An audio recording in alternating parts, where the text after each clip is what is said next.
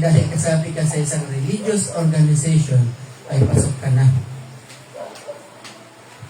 At hindi rin dahil ang pamilya mo ay bahagi dito, ay pasok ka na rin. Kailangan mong magdesisyon. Kailangan hindi lang ng personal at matibay na desisyon, kundi kailangan din ang buong pusong pagsunod. Pag nandun ka na, nakapas your decision, ang siyang nag-open ng gate, at yung pagsunod mo, ang siyang paglakad mo naman dun sa narrow road. Kailangan ng buong pusong pagsunod. Ang pumasok sa sambahan, ang makinig ng salita ng Diyos, yung magandahan ka sa mensahe, magandahan ka sa worship. So minsan nga, nagandahan sa worship, emotional eh. Ano emotional? Napapayak pa. Pero hindi sapat iyon. Yung, ang ganda ng mensahe, sabi niya. Hindi rin sapat iyon. Anong kailangan? Kailangan mong sumunod. Kailangan isapamuhay kung ano yung ating narinig, kung ano yung ating napag-aralan. Kung hindi, parang linggo, narinig mo, pumasok dito, pagdating ng Lunes, unti-unti nang lumabas, Martes, unti-unti nang lumabas lahat narinig. Ang kagandahan, pag sumunod tayo sa command ng Panginoon Jesus, ay yung kahantungan nito. Yung tinatawag natin na final destination nito. Ulitin ko yung sinabi ko kanina, huwag tayong tumingin sa present na sitwasyon. Okay? Kasi kung titingin tayo sa present na sitwasyon, isipin mo, andali, parang buti pang doon na rin ako eh. Parang may namimiss ako sa buhay ko. Parang, meron ba? May namimiss ba tayo sa pagiging teenager? Nagdalaga na ako dito, tumanda na ako dito, pumuting ang buhok ko dito, parang may namimiss ako. Yung ba yun? Pwede kung nakatingin ka sa kasalukuyan. Sa ngayon, pwede. Pero ang katotohanan hindi naman eh. Di ba? May namimiss sila kasi wala silang laptop, wala silang joint fellowship eh. Okay. So, kung nakatingin tayo at present, at the moment, posible na may mamiss ka. Pero kung yung isipan mo ay nakatuon sa dulo ng makipot na daan na to, dun sa hangganan nito, ito pala ang naghihintay. Yung maluwang na daan, ang sabi ng Panginoon Jesus, ano ang naghihintay daw sa maluwang na daan? Kapahamakan. Ang kahantungan ng landas na malawak ay kapahamakan, walang hanggang pagsisisi, kahirapan, kawalan, apoy na mainit na hindi na mamatay. Sabi sa Kawikaan 14:12, Proverbs, no? May daang matuwid sa tingin ng tao, ngunit kamatayan ang dulo nito. Parang kita mo, ibig sabihin sa mata ng tao, parang sa'yo ay ito na ang tama eh. Pero hindi yun ang tinuturo ng Diyos. Pero sa tao, ito ang tama, dito ako. Dito na yung nakagisnan ko, dito na ako mamatay. Okay, dahil sa tingin niya, yun na yun. Pare-pareho lang yan, maraming landas papunta sa, para bang umakyat ka sa Baguio na maraming daan. Merong Cannon Road, may Marcos Highway, may bago na ngayon eh. Maliban sa Nagilian Road at saka Sambuclaw Road, mayroon pang Asing Road. Nadagdagan ang pakyat ng Baguio. Yun lang ang langit eh, hindi Baguio. Hindi Baguio ang langit. Kaya meron lang isang. Ang landas na makitid, ang dulo nito ay buhay. Anong uri ng buhay? So dadalhin ka sa buhay na masagana o yung tinatawag natin na abundant life, at ito ay punong-puno ng kapayapaan. Payapa ka, mapansin mo kahit na magulo, kahit na minsan yung nangyayari sa ating gobyerno ngayon, hindi na tayo pwedeng magkibit-kibit balikan na lang eh. kailangan tingnan din na, consider din natin yung nangyayari sa ating gobyerno at dapat meron tayong gagawin. Pero ganun pa man, yung iba nagugulumihanan, yung iba galit na galit. Pero ikaw, nandun pa rin yung kapayapa pa rin. Kapayapa ang iyong isipan. Meron kang kasiyahan o tinatawag nating contentment sa English. At meron pa rin pag-ibig sa puso mo. Sabi sa John chapter 10 verse 10, ito yung no-offer ng Diyos na buhay natin kay Jesus.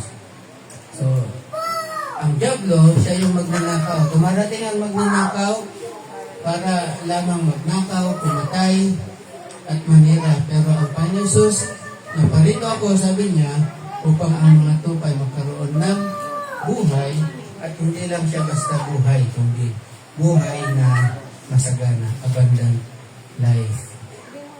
At dito sa makipot na daan na to, makipot na landas no, hindi lang basta buhay dito sa mundong ito, kundi buhay din na walang hanggan.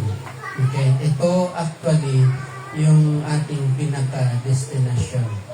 Ito actually yung talagang direksyon natin. Buhay na walang hanggan. Alam niyo bang dalawa rin ang buhay na walang hanggan? Diba? Ang buhay na walang hanggan sa apoy ng impyerno at ang buhay na walang hanggan sa piling ng Diyos Ama. At yung malawak na daan, yun ang dadalhin ka sa buhay na walang hanggan sa apoy ng impyerno. Destruction. Pero ang makipot na daan, dadalhin ka sa buhay na walang hanggan kasama ang Diyos Ama, kasama ang Panginoon Jesus. At nandun siya naghintay. Okay? So therefore, ano ang gagawin natin ngayon? Ngayon na narinig natin, ngayon na tingnan natin na pagbulay-bulayan natin ang mga bagay natin. Ano yung ating gagawin? Una, examine mo ang sarili. Tama ba yung term ko na usasahin sa Tagalog? Examine mo ang iyong sarili. Hindi lang basta examination na tumingin ka sa salamin, kita mo, bagong gising ako, meron kang morning glory. Hindi yan. Tingnan mo ang sarili. Ano bang landas ang tinatahak mo sa ngayon?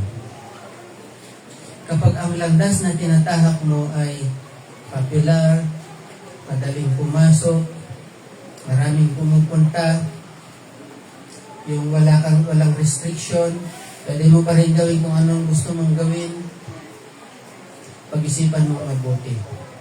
Tutuloy ka ba dyan? O kailangan mo nang magbago ng landas? So therefore, ay mag-focus ka. Yung landas na tinatahak mo, saan ka ba nito dadalhin? In other words, ay lagpasan mo yung present. Kumbaga, medyo magkaroon ka ng giant leap. Giant leap. Lumaktaw ka, saan ba kaya ako dadalhin? Or, saan kaya, ano kaya ang magiging kahinatnan ko dito sa landas na ito na tinatahak ko sa ngayon? Kahit na medyo mahirap ang kinabibilangan mo sa ngayon, may mga pagsubok, pero pwede na tayo magpakatatag, diba? Sapagkat sigurado ang naghihintay sa iyo sa buhay na ito. Naghihintay sa atin dito ay buhay na walang hanggan. Basta ang landas na ito ay ang sinusundan mo ay si Jesus, si Jesus Christ. And then, of course, lumakad tayo kasama ang Panginoong Jesus. Ano man yung sabihin nila patungkol sa ating Panginoon Jesus, sabihin man nila, ay tao lang si Jesus. Hindi naman nagbabago ang Panginoon Jesus eh. Kahit ano pang sabihin nila na tao lang si Jesus, na si Jesus ay propeta lamang, na si Jesus ay, oo nga, dakilang guro, pero hanggang sa guro, hindi nagbabago ang katangian ng Panginoon Jesus. Siya pa rin ang Diyos na nagkatawang tao. So therefore, ikaw, yung desisyon mo, ang importante.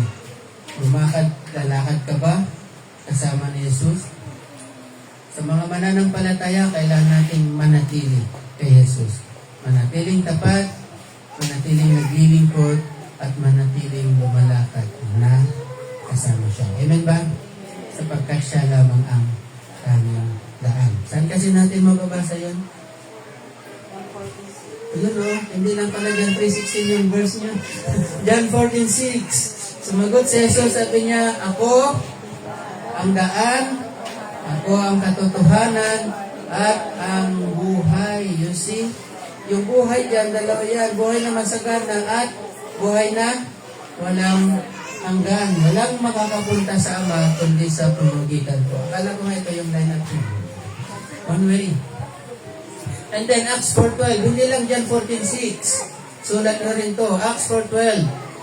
Sabi ni Paul, si Peter, dun sa kulungan, sa kanya lamang matatagpuan ang kaligtasan sapagkat walang ibang pangalan sa buong daigdig na ibinigay ng Diyos sa mga tao upang tayo ay maligtas. Ang tinutukoy niya dito ay ang ating Panginoong Jesus.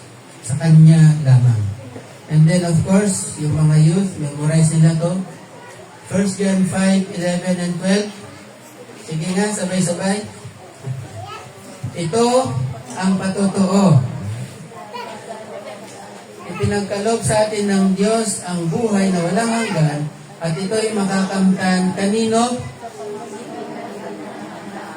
Walang iba kundi sa kanyang anak. Sino yung anak na yon? Kung ang anak ng Diyos ay nasa isang tao, ano daw ang meron siya? Meron siyang buhay na walang hanggan. Ngunit kung wala sa kanya, ang anak ng Diyos, wala siya buhay na walang hanggan, of course. At doon sa makikot na daan, nagdoon ang ating Panginoon Jesus. Kasama natin siya doon. So, pumili kayo ngayon. Ang malawak na daan, malawak na gate, o makikot na daan, makikot na gate. Tayo tumayo ay manalangin.